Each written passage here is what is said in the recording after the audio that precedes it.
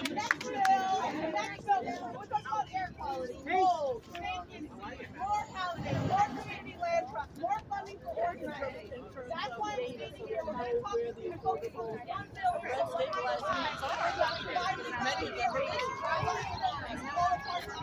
Movement to get all of these things done. We are in the middle of the worst housing crisis the city has seen in over 50 years. Yes. So thank you for being here and thank you for your advocacy. I appreciate you all so much for showing up every single time.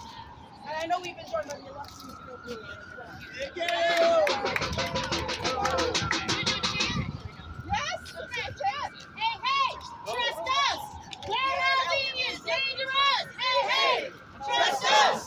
Warehousing is dangerous. Hey, trust us. Warehousing is dangerous. Hey, trust us. Warehousing is dangerous.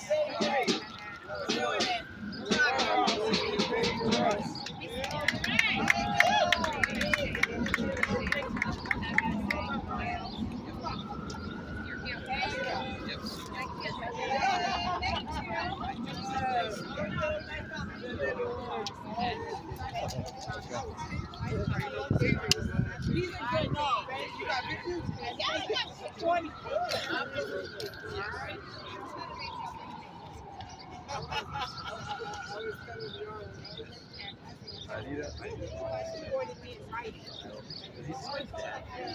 No, I was just like, those are What's this t-shirt? I never had like It says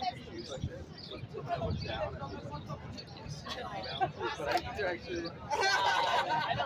I just started wearing masks. all right.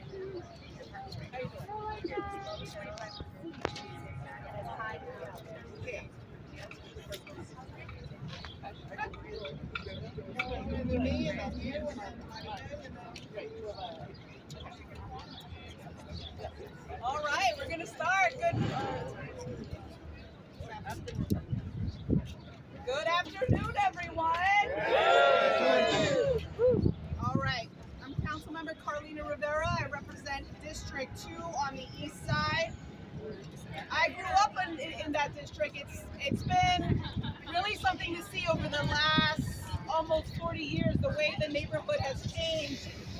But also, I think our failure as a city to respond with the urgency that we really need in the middle of the worst housing crisis we have seen in decades. So we are here today to talk about the vacancy issue, how to mandate inspections, how to ensure that tenants can report when vacant units are in their residential buildings. But please understand that this is part of a larger effort to bring vacant units across the city back online into the housing stock, to create more housing, more affordable, low-income housing for people that desperately need it. Before people seeking asylum came into this city in the tens of thousands, we had over 60,000 people sleeping in our shelter system. We were already looking at dire circumstances and scenarios for people who desperately needed a home. So this bill, this effort is overdue. I'm glad we are finally getting a hearing in the City Council. I'm proud to be in coalition with Councilmember Gail Brewer, Stand for Tenant Safety, the Coalition to End Apartment Warehousing, my colleague, Councilmember Shawn Abreu, and all of the advocates in support of our legislation to create a reporting mechanism to address conditions of warehouse apartments that are negatively impacting quality of life. I'm really glad to say that we have 33 sponsors right now. It includes Speaker Adams, it includes Chair Sanchez, who will be chairing the hearing today at 1 p.m. And I am looking forward to passing this bill through the committee today and carrying it across the finish line together. So vacant units, particularly those that are not maintained or secured, pose a danger to residents. And you will see some of the signs behind me. They are discussing, they're actually showing some of the conditions in the buildings that people are living in with vacant units. We have broken doors, we have mold, we have rats, really unsafe conditions. In the middle of a housing crisis, thousands of apartments are reported to be vacant, leaving families without homes and creating unsafe conditions for neighbors. And no matter what the number is, no matter the number that you are hearing, it is unacceptable to have these units be vacant, to warehouse units. That is a classic harassment strategy also used by landlords to displace people when there is gentrification in a neighborhood or low vacancy and high rents. So no matter what the number is, no matter what the number is that you are going to hear today, it is clear from advocacy in my community and beyond that there is warehousing going on that is keeping habitable apartments off the market, and that is unacceptable. All right. So at the moment, we're looking forward to hearing the bill. It's gonna create a city reporting option to assist tenants in having vacant units in their building inspected. And at the moment, tenants cannot get inspectors to come out to investigate vacant units that could be dangerous, and this bill aims to address that. Warehousing also keeps housing units offline. We have to address the persistent housing crisis in New York City. There is no other way to do it. Bill by bill, conversation after conversation, initiative after initiative. So it's been reported that 80% of working class households in New York City are rent burdened. And the most recent community health profile released by the city indicates that in my district, in the Lower East Side, 49% of households are rent burdened, and that you have to make a minimum of $150,000 just to live there. At the same time, a report by the Fund for the City of New York says to basically live anywhere in Manhattan, you have to be making over $100,000.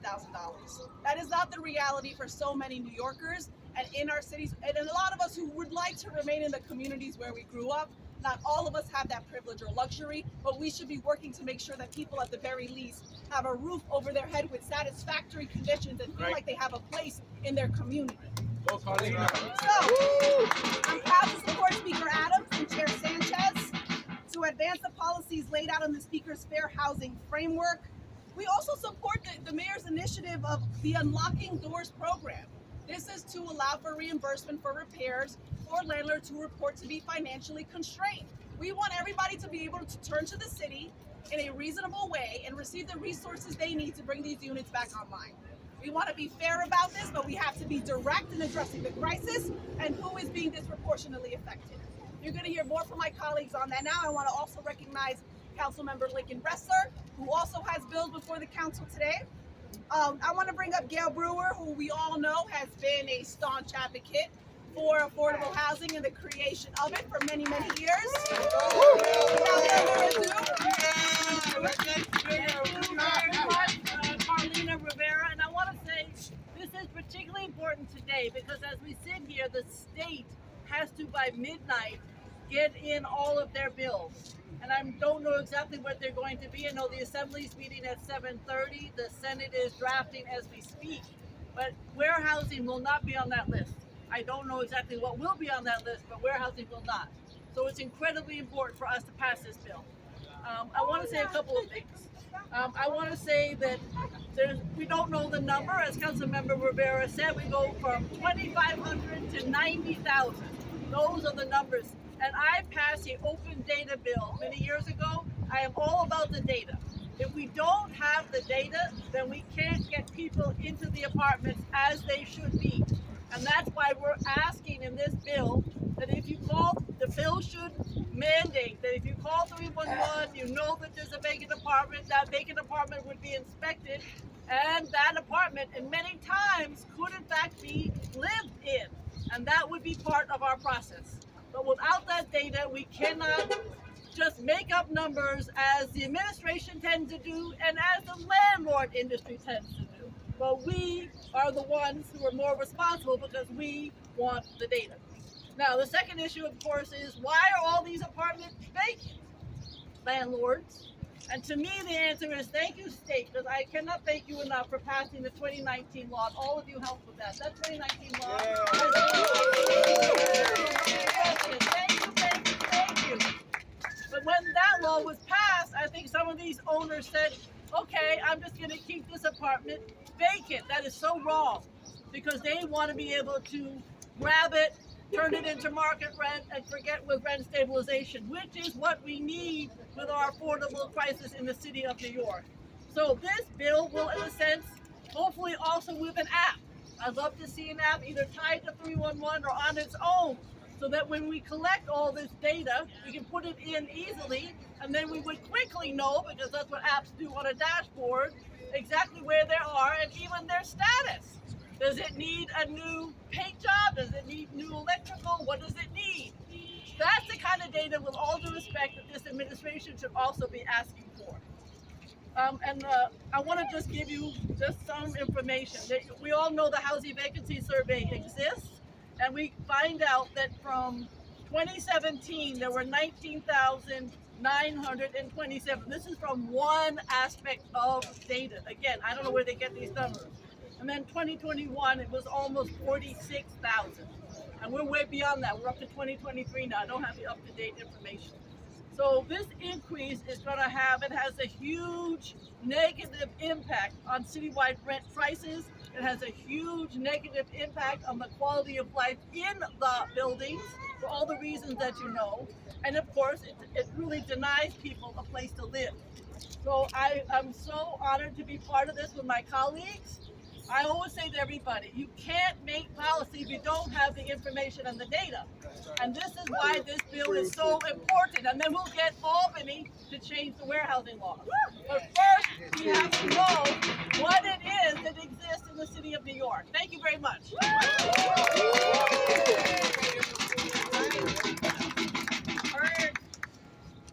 Get the data, data-driven solution. It's pretty simple, and especially now, it's urgent. I want to call up some of our friends from Los Sures, Maribel Lopez and Señora Tenant.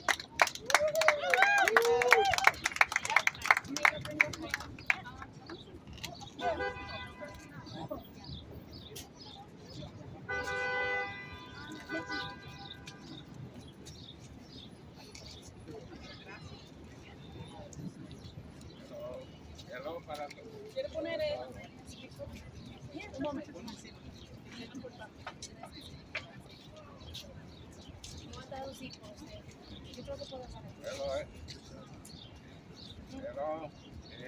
Yo soy Silvestre. Vengo a hablarle de un edificio que hay en Los Sures.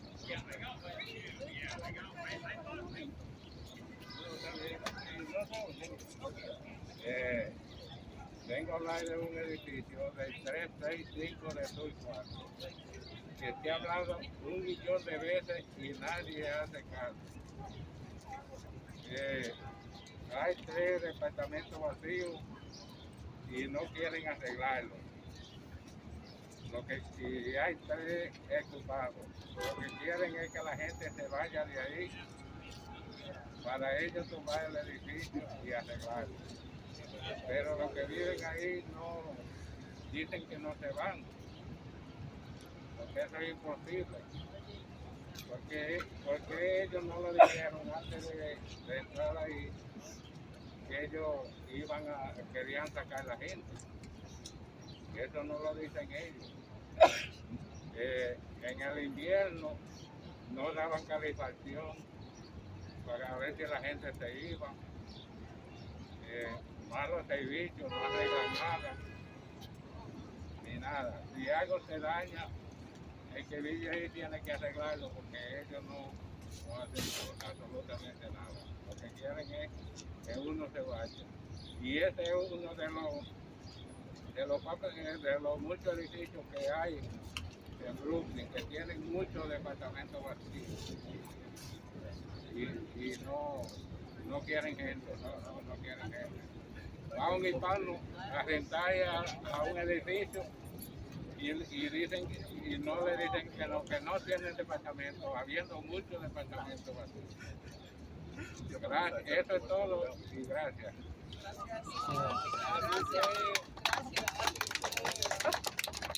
I'll translate for Silo. Oh, is it right here? Okay. He said so eloquently, my name is Silo Espinan and I live in 365 South 4th. This is the apartment next to his apartment. He was explaining that during the winter there was no heat. they were getting no service, no repairs. Folks have come into his building and asked to move into an apartment, and they were told that there were no apartments available. And these are ongoing issues that he's been dealing with and continues to deal with. And he just wants the proper support to be able to live in the apartment that he calls his home.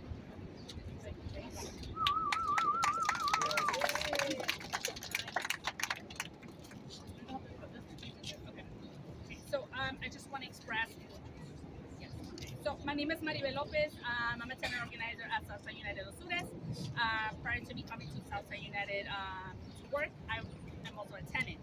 So I can relate to every single issue that these tenants are going through.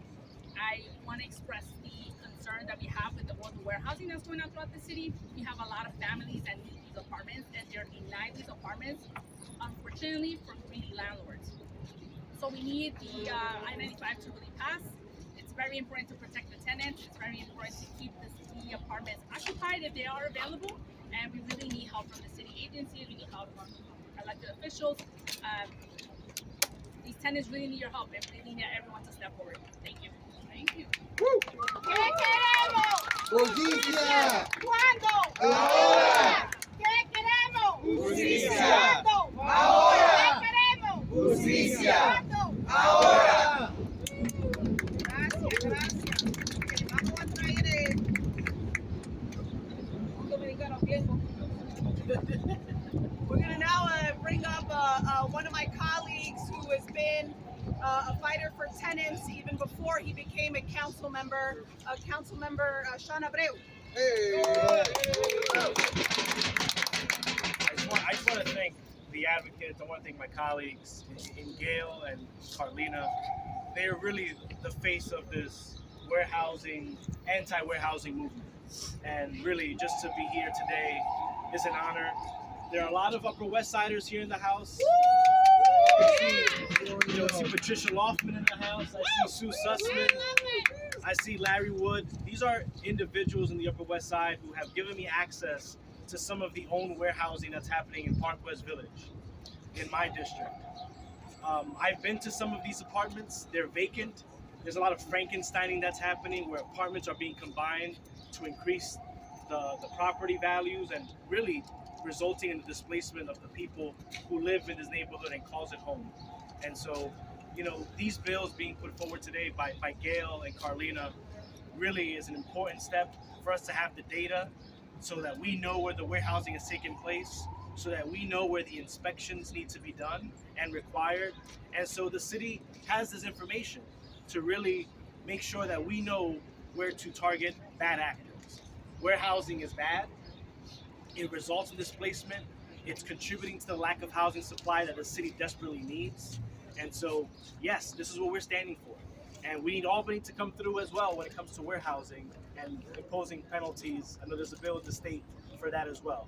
But let's keep it going. Just want to thank my colleagues again for having me here today and the advocates.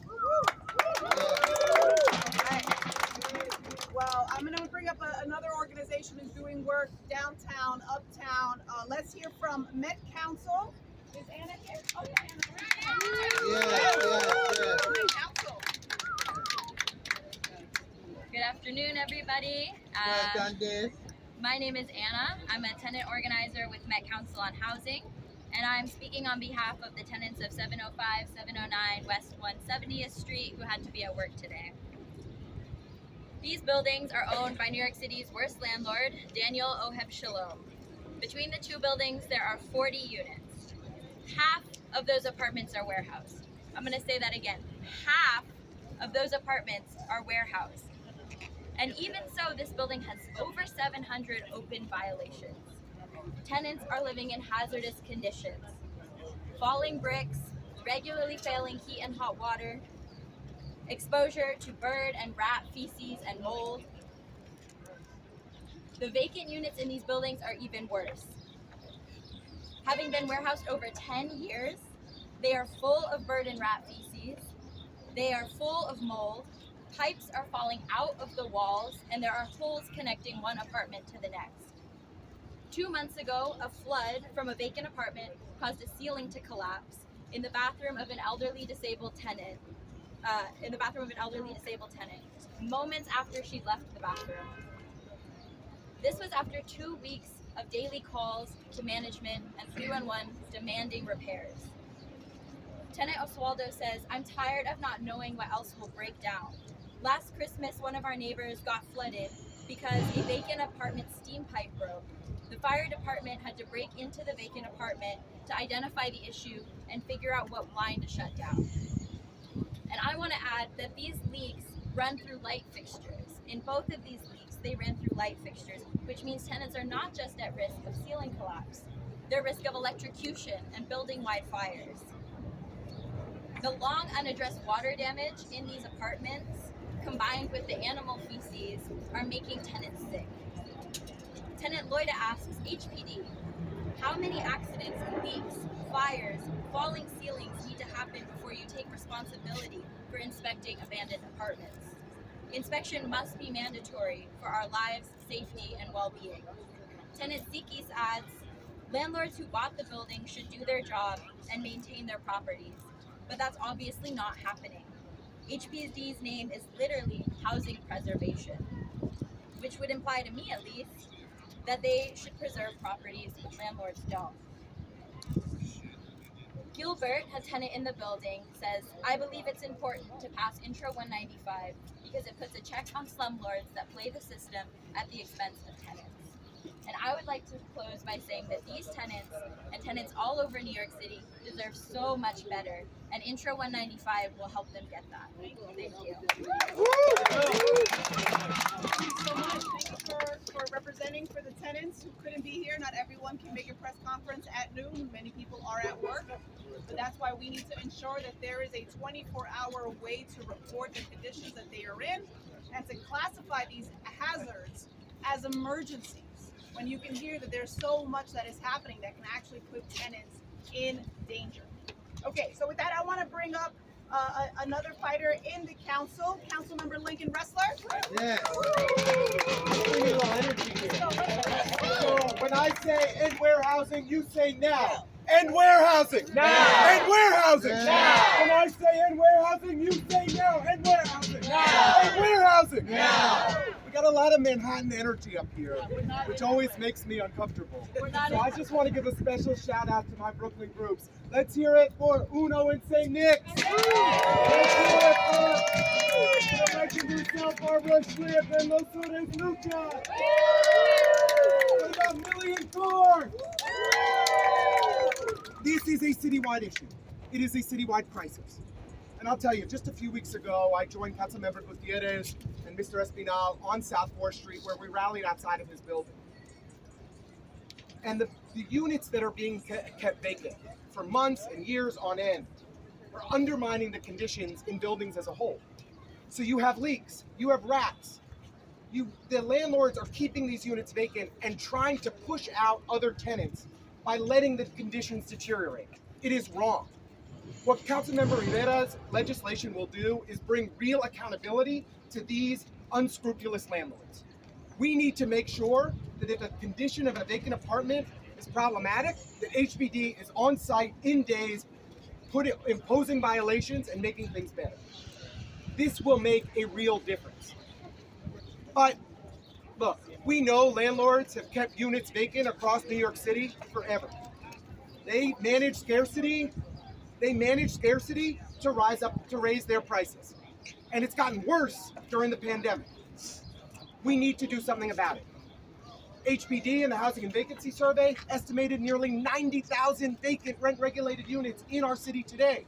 And it is shameful at a time when so many of our neighbors are struggling to get by. In my district, a quarter of tenants pay a majority of their income in rent. But if you go to Pierina Sanchez's district in the West Bronx, a majority of tenants pay a majority of their income in rent each and every month. It is shameful, especially when we have potentially 90,000 vacant, deeply affordable apartments in our city. HCR, the state agency, estimates 60,000. The private landlords have said 20, maybe 30, 40,000. We don't know. We need the data. Oh, yes. As Gail Brewer likes to say, bring the data. Give me the data. So that's what our legislation will do. We would ensure that HPD captures the number of vacant apartments in New York City each and every year. And if the apartment is vacant, then we need that landlord to give us reasons for how they're making it habitable ASAP. Housing is for people. It is an absolute disgrace that we have tens of thousands of vacant affordable housing units in the face of a housing crisis. But it's not just rental apartments that we need to be tracking. We also need to be tracking office real estate. We know that about 1 in 5 offices in New York City are vacant. They are sitting there vacant. We need the real data, building by building, square footage by floor by floor, square feet by square feet. We need to understand how we can transform these vacant commercial buildings into the housing that we need. But it's impossible to devise the right policy solutions if we don't have the underlying data. Oh, really?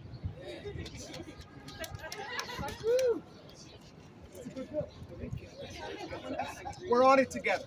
So all of us are united as a front together that we need better data. We need now HPD to gather the data for vacant commercial office space, for vacant residential units, so that we can make sure that every available ounce of space in New York City, every available square foot of space in New York City is filled by the people who need it.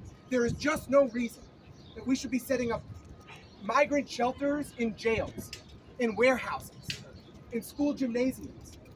There's no reason that we should have 4,000 vacant NYCHA apartments today, or 3,000 vacant supportive housing units, or 90,000 vacant rent-regulated units. Each and every one of these examples is a shame on Mayor Eric Adams. It is a disgrace. It is a failure of management. We need accountability. The legislation that we're hearing today can make a real difference. Let's get it passed. Thank you all. All right, you heard that. Not our first day to fight in the council. My first year, we took on Airbnb to get the data for all of these short-term rentals and illegal hotels that were taking units out of the housing stock. That remains ongoing. But again, this is part of a comprehensive fight coming from every single angle to make sure every unit that is available and able to be inhabited is available to a family who needs it. These are people. These are people that need homes. All right, I'm gonna bring up Queen Mother Blakely very, very briefly, followed by my friends at Cooper Square, who I love dearly. Yes. Hello, Carla, by the way. Mother has been living in low-income housing for over close to 40 years. I've been living, and now I'm an elder, over 80 years old. We are dealing with predatory lending and mortgage fraud. And I would say to Gail, it's been on it with us in the court system. And I say to you, statistics is very important. Who's being warehoused in the house where I live in Harlem? And I say to you, our representatives in the city council, move forward with the voice of the people and saying they have a right for quality care in housing. That is a human right. And we say to you, save our homes, since we have invested in our homes. Many of us over 40 years, low-income housing, and we are here to support you from all of the communities that are in New York. Fair housing, quality housing, justice for housing. And I yield the chair back to you. Thank you very much.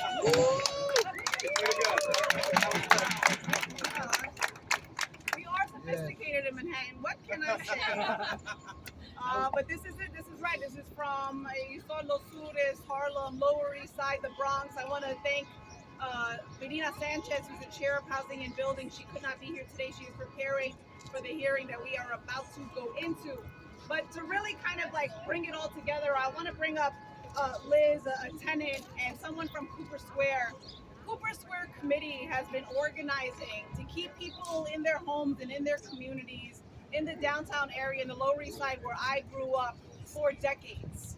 Their work around lead-free homes, ensuring that people have the right air quality, that we're looking at warehousing, that we're organizing for tenant safety.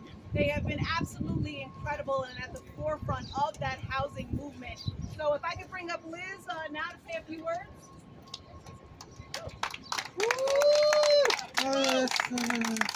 El pueblo unido Jamás será vencido. El Unido jamás será vencido. El pueblo. Unido jamás será vencido.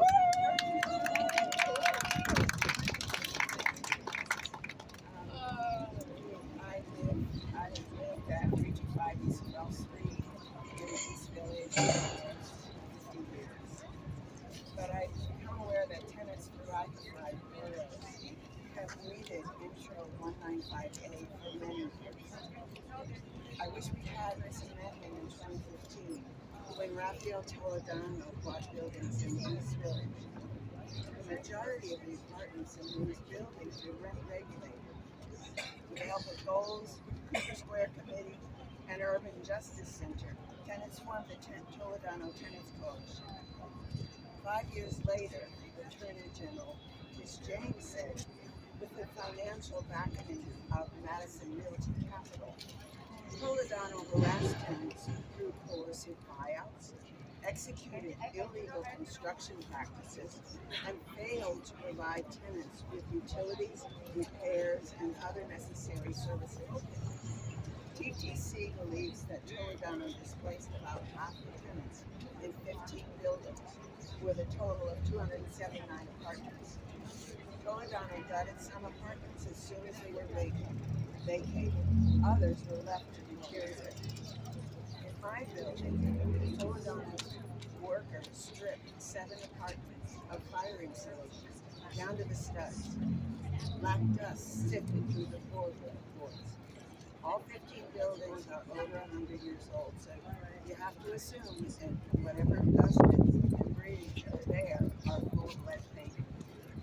They used one gutted apartment as a dumpster for debris, and another one for spoiled food from recently vacated apartments.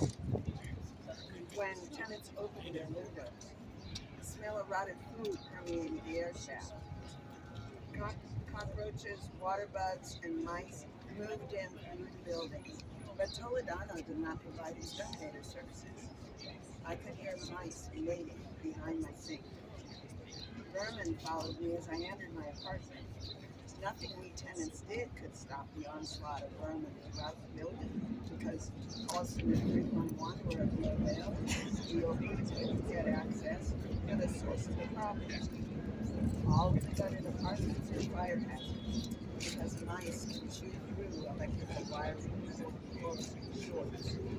Tenants in the other 14 buildings suffered from the same problem. Alarmed by tenants' reports,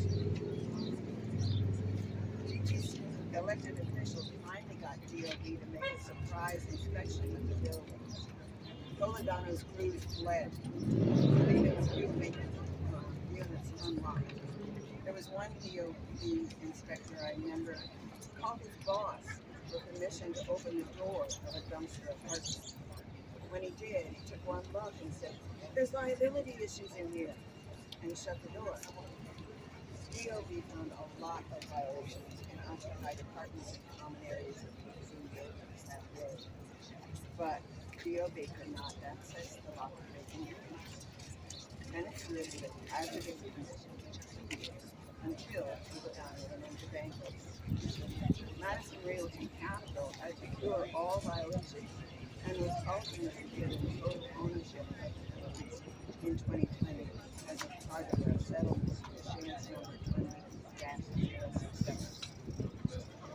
As GTC, now tenants taking control, work with end-apartment warehousing, stand for tenant safety coalitions, we learned of many buildings throughout the 5 boroughs where tenants are living under hazardous conditions even longer than we do.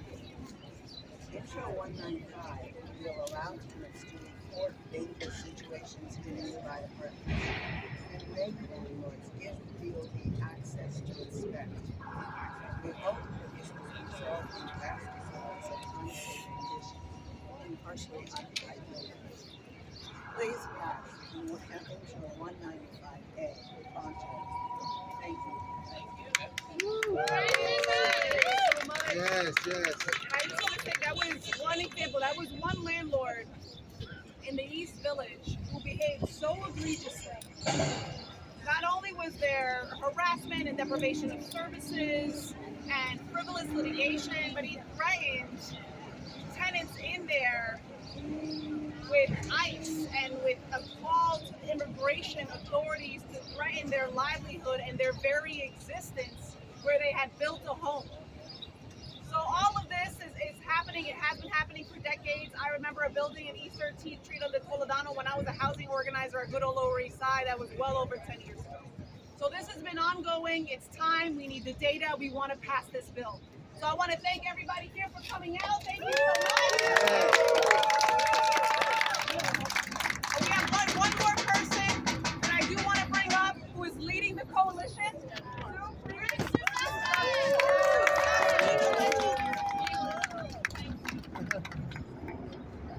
Landlord's got an apartment next to yours, and what can you do about it? Right now, not a whole lot. You call HPD, they can come to your apartment, but they can't get in to the next door apartment unless the landlord decides, out of the goodness of his heart, he's going to let him in. And guess what? They don't often let them in.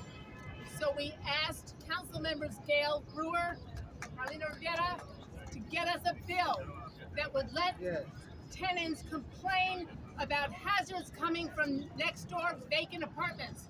Landlords can't gut these apartments and get away with harming other tenants who still live there. We need to end warehousing altogether, but until we do that, we need to make sure that tenants are safe. So let's walk over to City Hall, into the hearing chamber, and pass Intro 195. There is a call to action.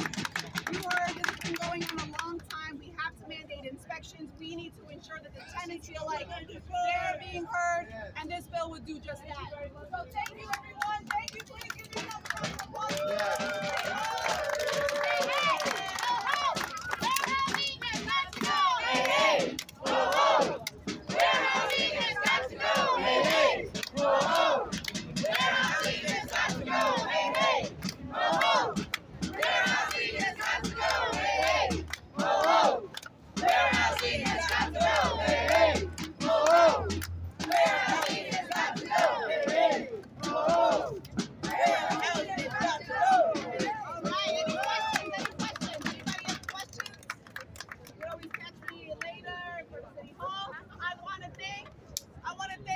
Organizations like Take Root, like all the attorneys, all the people that have been backing up the advocates that have allowed us to organize and really empower tenants through organizing to take some of these landlords to court as well. It is very, very important that we also exercise our own legal action. So thank you to all of them that are here. Thank you for your organizing.